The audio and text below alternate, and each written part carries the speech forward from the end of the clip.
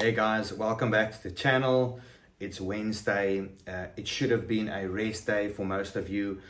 Some of you I had a program that we were working with, I think end of last year, that's Thursday's a rest day. And a lot of you let me know that it was kind of something you enjoyed. Some of you might still be doing that, I guess. Don't matter, it don't matter as long as you're resting enough. You know, if you have a Monday, Tuesday, Wednesday when you're training, sometimes that's tough if you're used to having a Monday, Tuesday and then resting on a Wednesday, you know. But I know that's a leg day for a lot of guys, a Wednesday, so who knows, you know. But as long as you're resting, recovering enough. The one thing I want to talk to you guys tonight about is false comparisons. I think when you look at your life, always when I talk to people, and sometimes things come up, I always think it's mirroring. It's people are looking at other people and comparing their lives, comparing their bodies, comparing their minds, comparing their opinions. People always comparing. It's like you would have no fucking idea what you were if there weren't other things to look at, right? You know you're human because there's things that's not human.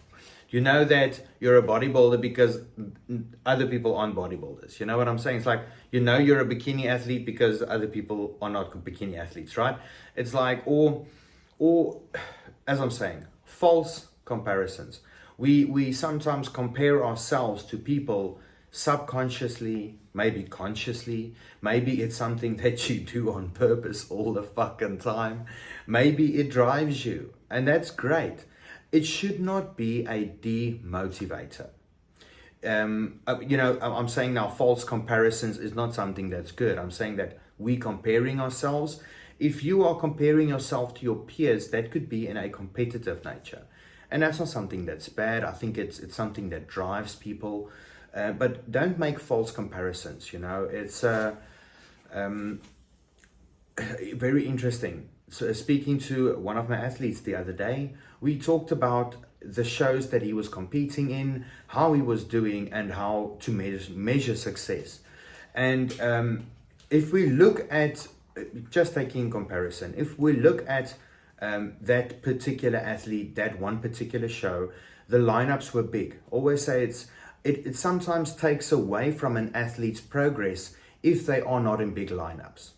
It's like if you're in lineups and there's always one or two people, it's very difficult to measure success. You can say, yeah, I have to measure it my own success.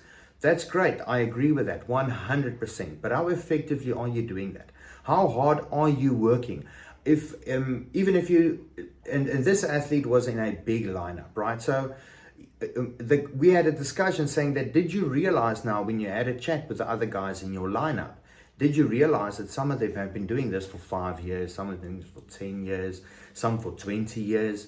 Did you do that? Did you talk to them? Did they realize this was your first show or your first year or your second year? You see, so then you can start making comparisons saying that, you know, this guy's is 5 years ahead of me, this guy's like 10 years ahead of me. And depending on your mindset, knowing things like this could drive you. You know, that's one thing that always drove me.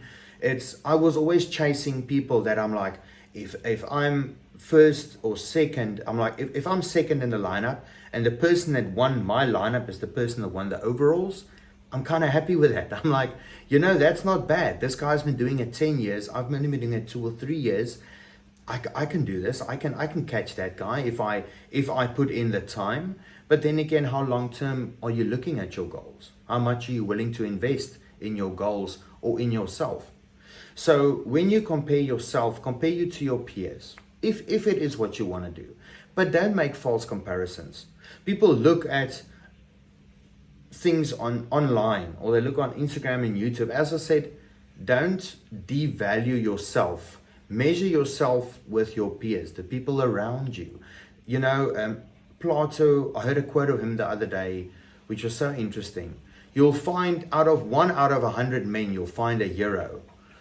But it'll take you 1 out of 100,000 men to find someone that's exceptional, that's accomplished, accomplished.